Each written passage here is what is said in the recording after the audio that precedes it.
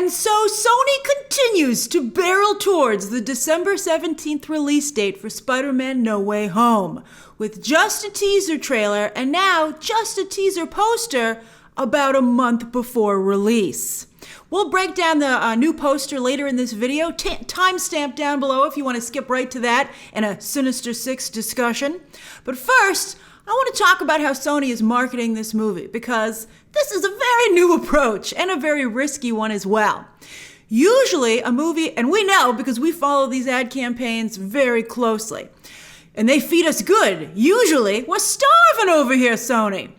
Usually a movie has 3 trailers: a teaser, a main trailer, and a final trailer. Then a teaser poster, a main poster, character posters. The character posters for this movie are going to be so great if they do them. I hope they do. And then Dolby and IMAX posters, plus a final poster released at launch. Now, some would maybe argue that because Spider-Man No Way Home has the most leaks of any movie in the history of movie making, Sony doesn't need to advertise the movie. But I was absolutely shocked at how many of you had no idea about a certain cameo at the end of Eternals, which had not only been a rumor for over a year, but was spoiled across social media and the internet after the movie premiered, not even when it opened, when it premiered 2 weeks early, to the point of trending. That's what got Eternals trending when it premiered, this cameo. But this story was also picked up by major magazines, including People magazine and Vanity Fair. And they didn't bury the lead. It was the headline. And still, many people did not know. So traditional advertising is still very important when it comes to reaching the masses, especially if you want to get blockbuster box office numbers. However, Venom 2 is an interesting case study, which of course is also from Sony. This movie had a very messy ad campaign, largely because they kept moving its release date. And it only had 2 trailers, and it had a pretty good amount of posters, not the usual amount, but they came out very quickly without much fanfare.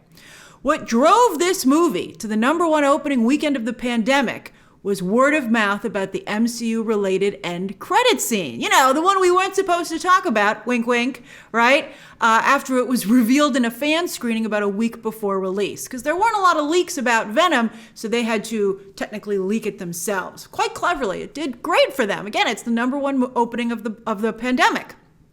But long-term, Venom 2 is a bit of a box office disappointment.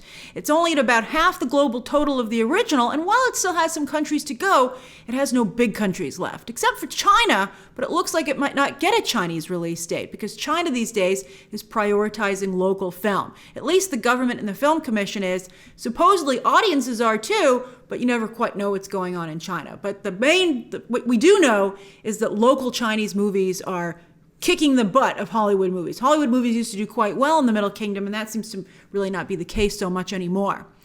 The first Venom, though, made $269 million in China. Wow, they love Venom over there. Even the MCU Spider-Man movies didn't do that well. We're talking 116.2 for Homecoming and 198.9 for Far From Home, because China apparently really loves Venom, which might be why it's rumored that he's been added to Spider-Man No Way Home. Fascinatingly, the first 2 Spider-Men were never very big in China. Not big at all. You know, Tobey Maguire barely registered that film over there because China was still an emerging market. Amazing Spider-Man a little bit. So the return of Tobey and Andrew and their rogues aren't going to be that big a deal over there, likely. So that's fascinating as well. You know, we've seen some franchises not translate to China, which is what in the past has made Marvel so special, because it's what, like Star Wars, for instance, doesn't really translate over there. But Marvel has done very well in China, which is why it's such a blow that both Shang-Chi, Black Widow didn't go there either, though. Black Widow, Shang-Chi, and the Eternals have not gone to China, which is very odd and not great for the MCU. But I want to focus on Venom 2 succeeding largely again because of that end credit scene, similar to the big reveals planned for No Way Home, which and that end credit scene leaked on YouTube, by the way, before the movie even hit the biggest market to date, its biggest market to date, the United States, because it played in other countries a day or so early, and so it was available. Now, in the past, like just about a year ago, you would have a still here and there, maybe a little bit of murky video, but I've never seen the content end credit scenes and reveals so readily available online like it has been the case for Venom 2 and Eternals. So if a movie like Spider-Man No Way Home relies on surprises rather than story, this is why story is so important, I think even more so going forward. And all these surprises get ruined on social media as soon as the movie hits any country with internet service. What does that do to a movie's long-term box office prospects? Has Sony factored that into their ad campaign, playing things so close to the vest because they know that the internet will basically advertise their movie for them for free at the last minute? And if you see all this stuff online, how does that factor into how you see the movie? Will you still pay to see it? How many times? How many times did you see Venom 2 in theaters, if at all? How many times are you planning to see Eternals, if you've seen it? Very curious to hear your answers down below. So yeah, I think that this is a big risk, the way Sony is advertising Spider-Man No Way Home. But it could work, especially with a last-minute flurry of activity. I mean, what they're advertising is so hot, I think that they could do it. They have a new trailer, amazing character posters, interviews, etc. Let's say starting right after Thanksgiving, maybe, because I hear we're still, I hear the trailer is not coming this week and probably not next week. I mean, of course, Sony is doing things really last minute. Look how long it took them to decide to release the poster yesterday. It took them all day to finally do it. So I think things, of course, could always change. But I think if they started December 1, or just again right after Thanksgiving, that would, with about 17 days, I think that would be enough time, perhaps. So this is not only an interesting experiment in the changing Hollywood landscape and how movies interact with their fans, but I also still believe Sony is doing this to give themselves the last-minute option to move the film if they need to. Because really, you can release Spider-Man No Way Home at any time. It will likely do the same business it would do during more popular release dates. Japan and the Philippines, by the way, they just moved Spider-Man No Way Home there to January 7th and 8th, which if Spider-Man No Way Home doesn't move for the rest of the world, will really suck for Japan and the Philippines. Can you imagine getting the movie like 3 weeks late? That's horrible. All right, so let's break down this poster. To me, I mean, it's exciting because the movie's coming. It's exciting that it still has the December 17th date on it, so we might be getting it soon. But to me, the biggest problem is that it's impossible to tell it's for a new movie at first glance. I think that visuals are very important. As someone who makes the poster frames for YouTube, especially when you're dealing with franchises that have multiple installments, you need to immediately be able to look at something and tell it's for a new movie. And I think that this poster doesn't pass that test. I would have put him in the black and gold suit. We've already seen it. It's on the toys. It's in the trailer. I would have put him in the black and gold. And I mean, this is his old Iron Spider suit, so it's not even a new suit. And I wouldn't have had a mask on him. Some of the earlier MCU Spider-Man posters started out with masks on, but they came out a lot earlier before the release. I would have liked to have seen Tom Holland's face here to distinguish that this is an MCU movie and not like a video game or I think that would really, I think, add to it, especially because Tom Holland has as many fans as Spider-Man. He's quite popular. And while there are only 4 villains teased here, Doc Ock, Electro, Sandman, and Gobby, who actually trended when this poster dropped last night, people are very excited about Green Goblin returning, I would have put Lizard on here as well, because again, we know that he's one of the 5. I understand, though, not revealing the 6th member of the Sinister Six, which should be a great surprise for everyone who sees the movie on Thursday night, because that stuff's going on the internet immediately as soon as it happens. As soon as general audiences see it, cat's out of the bag, or 6th member of the Sinister Six is out of the bag. My money is on Venom with that end credit scene, and also Tom Hardy spotted wearing a No Way Home hat. But I think it could also be Mysterio. Both is good.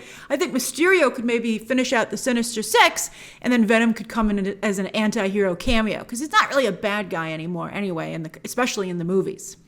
I mean, how could Mysterio not show up? And Jake Gyllenhaal's done a great job teasing it. When asked, he says, I don't think the fans want to know. I think they want to be surprised, which I think is great.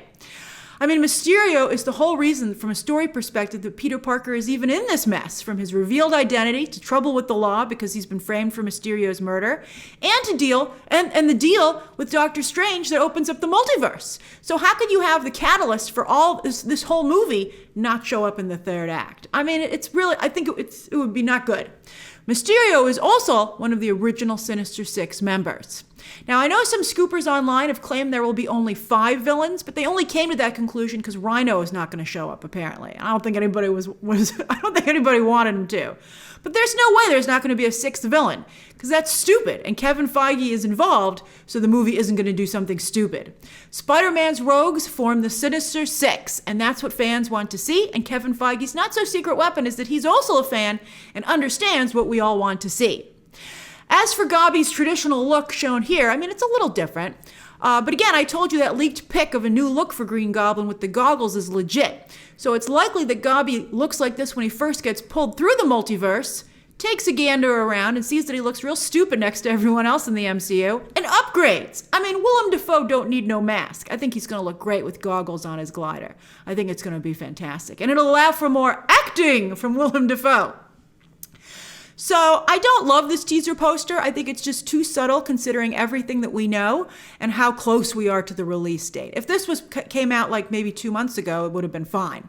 But again, I respect Sony wanting to leave their options open because again, that's the only reason I can think of being so secretive just a month out from release. It's the only thing I can think of. I mean, I guess maybe they're saving, you can argue they're saving their surprises for the movie, and that would be a very interesting experiment again, and I'd be curious to see how it turns out. I mean, this movie might be too big to fail. Although, famous last words sometimes, right? Which villain are you the most excited about seeing in the Sinister Six? Well, I think obviously the answer is all of them, but I have some thoughts on this, and I'm curious to hear yours down below. I'm very happy for Willem Dafoe, Jamie Foxx, Thomas Hayden Church, and Rhys Ifans to get a chance to get their villains right. Because interestingly, the older Spider-Man movies are the opposite of Batman movies, where the hero and love interest are the ones who are better portrayed than the villains. With one exception, Dr. Otto Octavius, who was a semi-hero though, he was a tragic figure, so maybe that's partially why. Having just recently rewatched Spider-Man 2 and Spider-Man 1, but Spider-Man 2 I was particularly reminded of how good a job Alfred Molina did with his phenomenal work and the AI appendages. That was a really clever idea, and they were very well realized, even for back when the movie was made, you know, a long time ago. So I can't wait to see what today's VFX can do with them. Again, they're working real hard, 7 days a week, to get this movie ready in time. The MCU Spider-Man movies, I think, did a better job with their villains, and very good job, actually, and I love Tom Hardy's Venom as well. So what do you think of this teaser poster, especially at this point in the ad campaign, assuming it keeps its December 17th release date? What do you think of the whole ad campaign, how it's been run so far? Do you think Spider-Man No Way Home will move maybe, or do you think it'll definitely stick to December 17th? What do you think is the reasoning for being so secretive? And what are your thoughts on the villains returning? Who are you the most excited about? Share those thoughts down below, subscribe today, and of course, as always, you can check out some more videos right now.